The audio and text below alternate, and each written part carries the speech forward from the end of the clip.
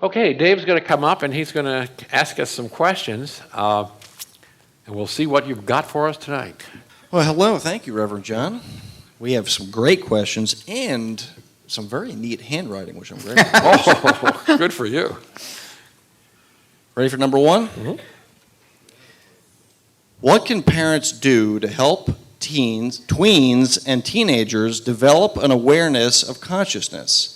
Are subliminal tapes and CDs effective for children and teens? Yes, subliminals are effective for virtually every age. And how can we get them aware of consciousness? There's only one way, and you're not going to like this answer. You become more conscious. You cannot transfer consciousness from one person to another, child or anything else. In fact, all you're transferring to your children is unconsciousness. You're programming them even more and more by trying to get them to do certain things. Now, we live in a world where the children can't stick their fingers in the sockets or they're going to get electrocuted. And we as parents have to make sure that doesn't happen. But as unobtrusively as we can.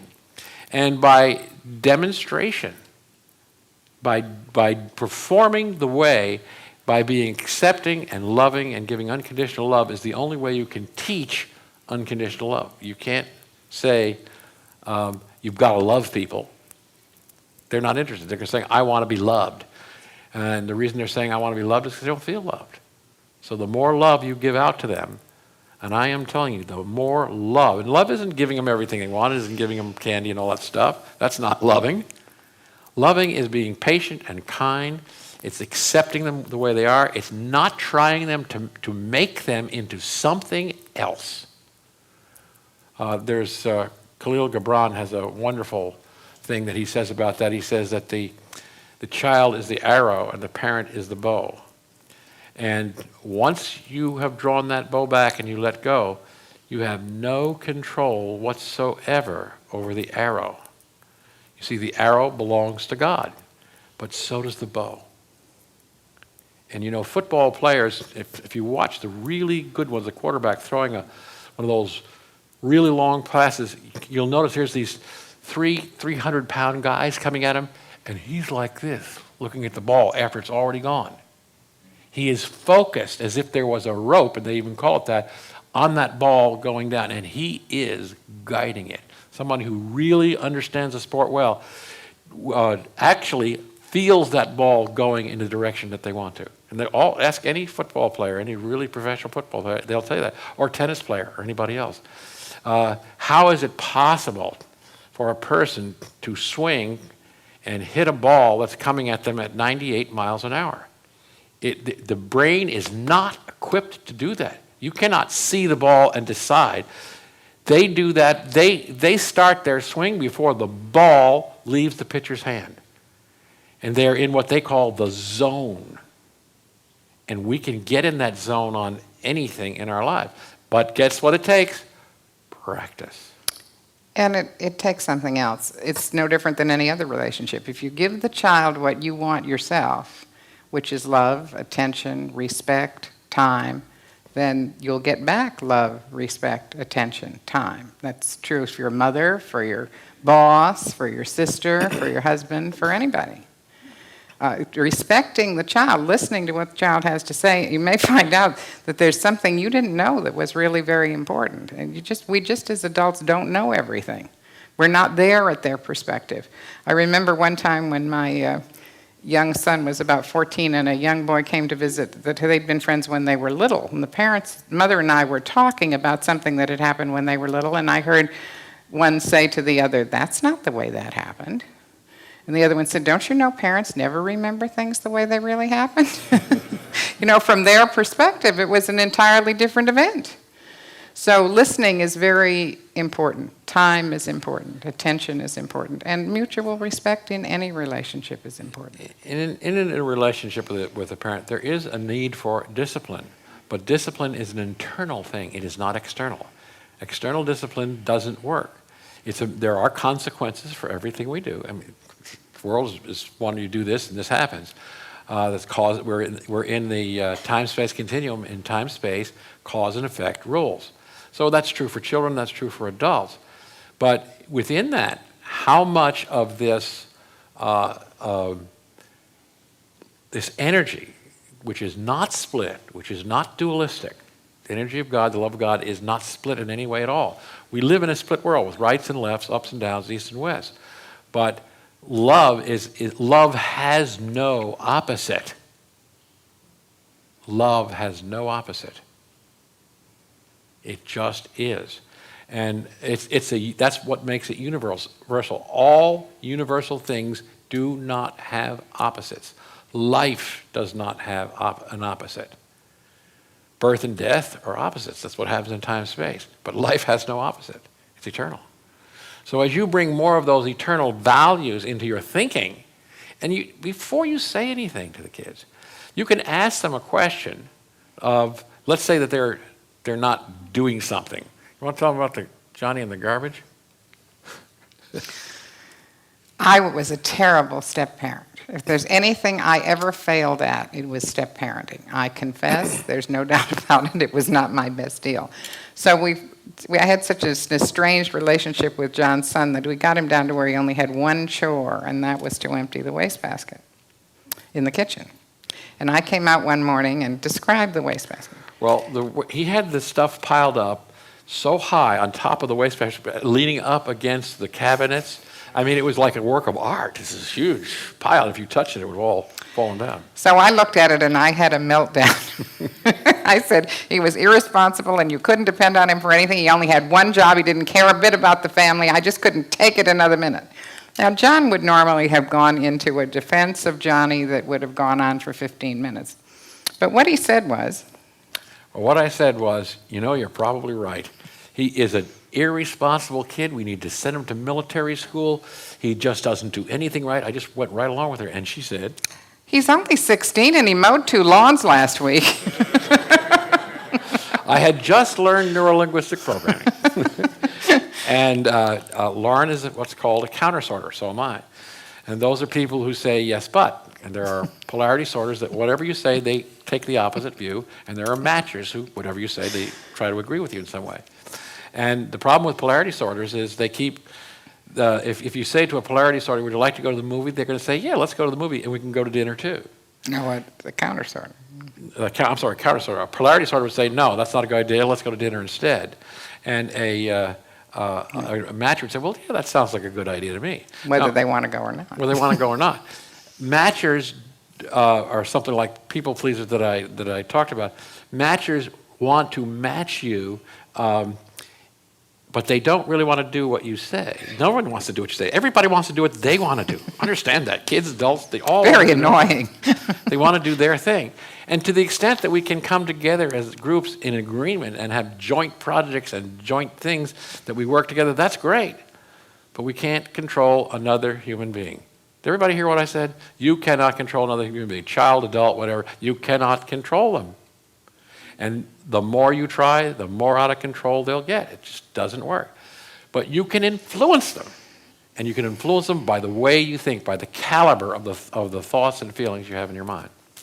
Well, anyway, John had the bad grace to laugh after I said Johnny was only 16 and he'd mowed 2 lawns. And I said, what did you just do to me? And then he taught me about counter sorting. I don't want to put you on the spot, but your children listen to the Subliminals, don't they? All ages? They do, and as you know, they listen to it through the monitor in their room, and my wife and I get the benefit of that as well, because we're listening to the monitor, so we also get to listen to the Subliminals, so absolutely. And one of them was really having trouble sleeping, and after listening to the Subliminals, he remembered who he was. He already wasn't very far from that. Didn't take him very long. Okay, we think we beat that one to death, didn't we? Remember, I got the impression that question was they were talking about tweens and teens. That is that changeover point. That's where they're trying to take control of their lives. And to the extent that without them being hurt, we can let them do that, let them be responsible, let them make their own beds, or let them sleep without a made-up bed. Why does it have to be made up? If they want to live like pigs, let them. In their room, not the rest of the house. Boy, are you going to be popular, at least in the YOU.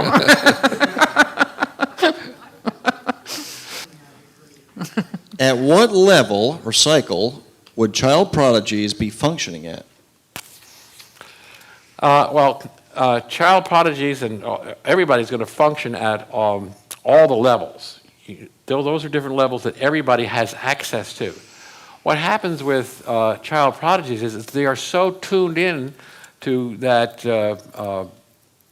delta level that stuff comes out to them.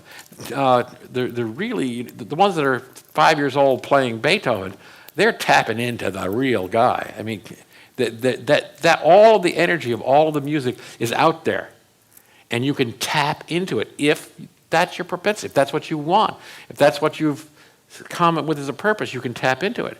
So these people are born with a propensity for something. Now, some of them can't tie their shoes, but they can play Beethoven at 4. So it is that they are tapped into a certain area, and everybody is capable of tapping into any area that you focus on. Now, if you try to tap into all the areas at once, guess what? You're unfocused and you're not going to get anything. But being able to be focused on what you want and sticking to it and not being distracted by what happens outside, that's what causes you to do what you want, and that's what causes them. They're quite a bit in theta, but remember they're in all of them, but when they're hearing that music, literally hearing it and translating it with their hands, the music was there before they could move their fingers. They had to teach their fingers how to move to the music that's in their head, literally. What's the best way to access the 400 billion bytes of brain power? Meditation. Well, don't access it to try to access it. What you do is you expand the consciousness so that instead of just using 2,000, you use 4,000 or 8,000 or 16,000. In other words, you gradually expand what you are conscious of. You already got it. You're already using it. You have that brain power. It's there. It's working. You have access to it. But it's working below the surface of your consciousness. And so the whole idea isn't accessing it so much as expanding your consciousness. As you expand your consciousness, more of it seeps up, if you will. You see more of it. Like the little box that expanded in the slide I showed, you're seeing more and more of what's already there. And as you focus on what you want, the ideas percolate up. And if you don't have too much stuff, too many beliefs filtering them out and distorting them as they come up, you get the answers to whatever you want. In Lynn McTaggart's second book, The Something Experiment, you've got it on your list. I don't have a list in front of me. Her first book is The Field, and then right under it is The Something Experiment. Intention. It's going on right now. That's a book without an ending. That's a book in which you can participate in the writing of the ending of that book. If you're scientifically minded, it's a fascinating book. It's not a fast read, I might say. You really have to concentrate on what you're reading if you're like me. But it's very interesting. And she does talk about the effect of monks who have spent years in meditation, in deep meditation, how much they have access to that the rest of us don't ever touch. And you don't have to become a monk. I want to get this real clear. I don't recommend it. You don't have to become a monk to do this. Or a monkess. Monkess? I didn't know they were any. I didn't know they had genders. All you need to do is get yourself to 2001 today, and 2003 tomorrow, and so on. And anything else is not going to work for you until you understand, I just need to be a little bit better, a little bit farther than I was yesterday, and that's all. Because it begins to, like a snowball, it begins to have a geometric progression as you focus on expanding your consciousness. It will expand much faster the more you focus on it. I guess we want to make clear that we're talking about expanding your consciousness naturally and not using any outside agent with which to accomplish it. The shortcut drugs. And that's what happens is like LSD, is that expands your consciousness in an unnatural way, and that's why they get all these bad trips and all this stuff that comes up, but it's useless to you because you can't handle it. It doesn't do you a bit of good. It's not a good shortcut. I wouldn't recommend it. How does one convey positive thoughts to a loved one, my son, a teenager, who does not want to listen? By starting to listen to your teenager. Start doing what you want the other person to do. Start paying attention to them. Now, by the time they get 13, 14, 15, remember they're switching their place where they get their acceptance from you to their peers. You notice how they want to be around the other kids more than they want to be around the family. When they're 12 and under, they want to be around the family. And as they get older and older and older, they're more and more branching out. And that is a natural thing that happens. But it's a lot easier if you did the work when they were 2. But it still can be done. I don't care if they're 25. It still can be done. But the process is the same. It's changing who? You. Yeah, the answer is to just be a positive person yourself, because people are drawn to positive people, even teenagers. Even Johnny, who didn't care much for me, was drawn to that phase of our life where we were in a positive state. And when he would get in a bind, he really would come and ask for help. It pained him, but he'd say, I just can't do this by myself. What am I doing wrong that isn't working for me? And John and I just didn't let the negativity affect us very much. We stayed in our pleasant place. We were happy and in love, fortunately, and it was working for us. So he tapped into that eventually. And if you stay in a positive place yourself, you'll find yourself surrounded by positive people, including your own teenager. The younger they are, the more your positive state of mind affects them. But yet you can do this with a spouse you've been married to 60 years by changing yourself and stop trying to change them. And another thing is their friends will find you cool. Your mom isn't screaming all the time. Your mom is funny. Your mom does have a positive thing to say. Your mom does encourage us. Let's go ask your mom. And they get the message that they've really got a pretty good thing going. I want to make a clarification here because I want to talk to the soccer moms who are doing everything for their children.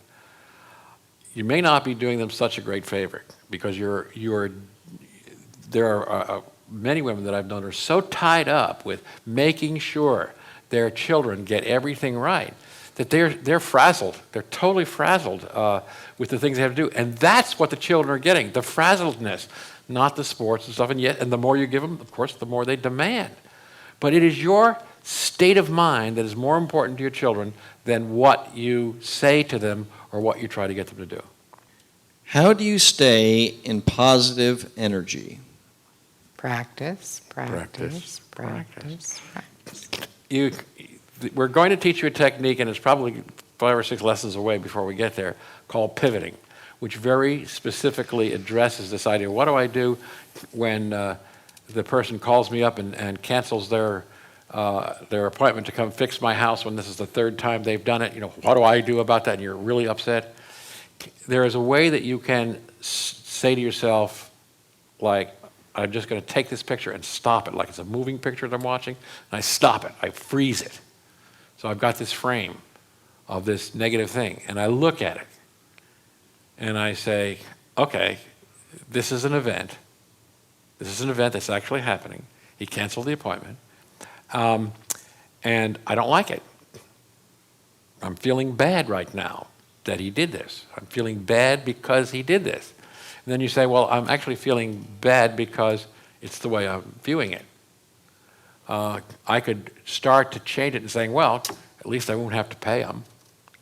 Just a slightly better thought. By the way, this technique is explained at first in the Abraham book, Asking is Given, and then in the one about emotions. Do we have that on the list? Mm-hmm. That explains, that step by step by step of how you turn a negative situation, what they call upstream thinking, down to downstream with the flow. And it's by little teeny increments, taking something, and you must accept everything that's in your life.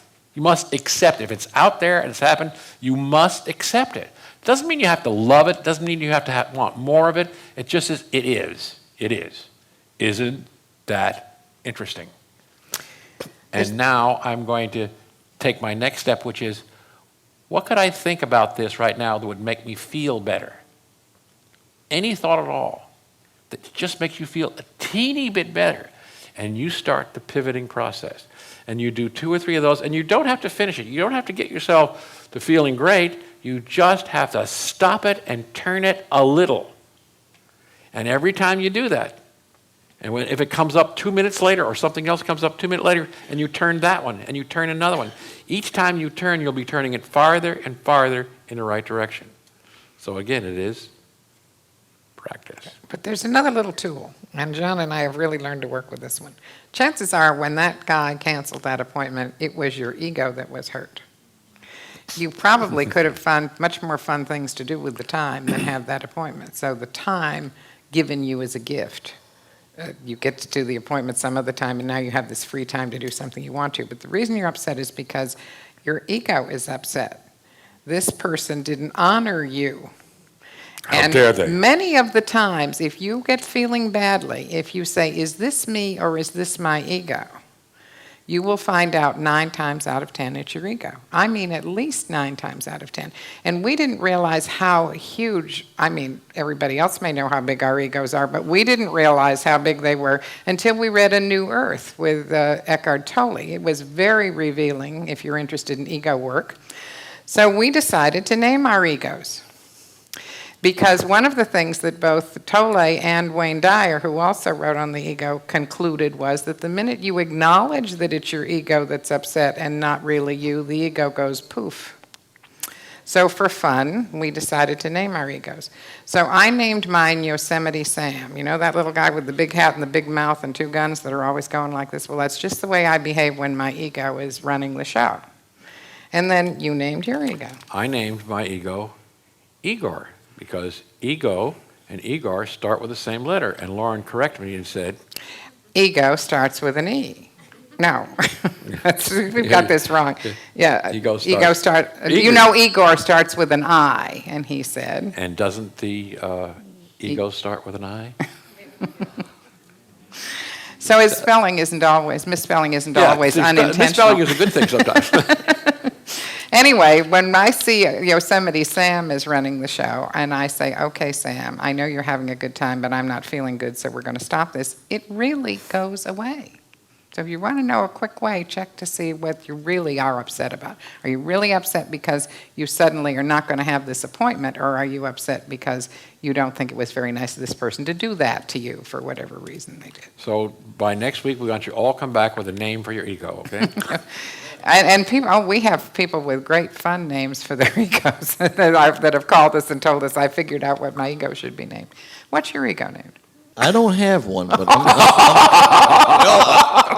that came out wrong. I have an ego. I don't have a name yet. Oh, good. I'm going to work on that. I thought you were a little further along than that. Okay, well, I'll have one by next week. Next week you'll tell us what your ego's name is. When and how is it appropriate to confront someone who you believe is lying? Okay. It's always appropriate. Now, the key to that question, when I look at it there, is you believe is lying. And what one person calls a lie, someone else does not call a lie. So what you're not going to confront the person, you're going to confront the event. If someone says to you, well, Joe's driving a black car, and you know he's driving a white car, instead of saying, oh no, he's driving a white car, you say, oh, gee, I must have missed that. He's driving a black car? Oh, I was wrong. I thought it was white. Let's go look. No confrontation. Well, yeah, maybe it is, and he changes. You don't have to confront people you can always say and always put it in the first person. I thought it was different. I thought it was this way. Gee, show me that you're right. And if they're not, they can't show you. And you haven't defended them, and you do that 2 or 3 times with the person, and watch them stop doing that.